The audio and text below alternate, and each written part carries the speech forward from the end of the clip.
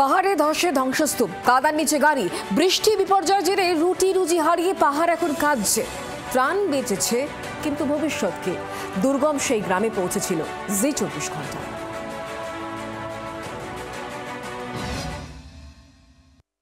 এটা কি গাড়ি? আমি আমার ক্যামেরা পার্সনকে বলবো কি একটু ছবিটা দেখাতে।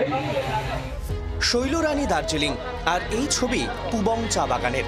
শনিবার রাতের বিপর্যয়ে কার্যত ধূলিসাৎ এলাকা, কাদার স্তূপে চাপা পড়েছে আস্ত গাড়ি। এক রাতের ধসে ধুয়ে গেছে বাড়ির একাংশ, রাস্তাও প্রায় সাফ।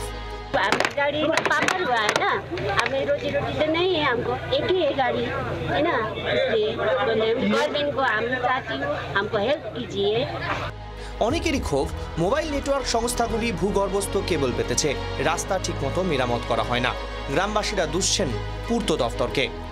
পিডব্লিউডি আর জিটিআর যতটা নেগলিজেন্সি রাস্তায় করছে, ওরা রাস্তায় যখন ওরা কাজ করছে ওয়াল টল কিছু দেয়নি, ওয়াল টল ভালো করে দেখেনি। ওরা ওখানে যখন ধস নেমেছিল ওখানেও দেবে গেছিল, তখন ওরা আসে উপর থেকে ভিটামিনস ফেলে গিয়ে চলে গেছে। বিপর্যয়ের জেরে মৃত্যু মিছিল, মিরিকেই 11 জনের মৃত্যু। এদিন কয়েকজনের কফিনবন্দি দেহ ফিরল বাড়িতে, নিশ্চিন্তে ঘুমিয়েছিলেন তারা। প্রকৃতির রুদ্ররূপ কেড়ে নিল এই পাহাড়বাসীদের।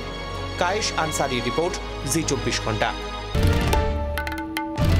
বাংলার আওয়াজ, বাঙালির আবেগ, জি 24 ঘন্টা।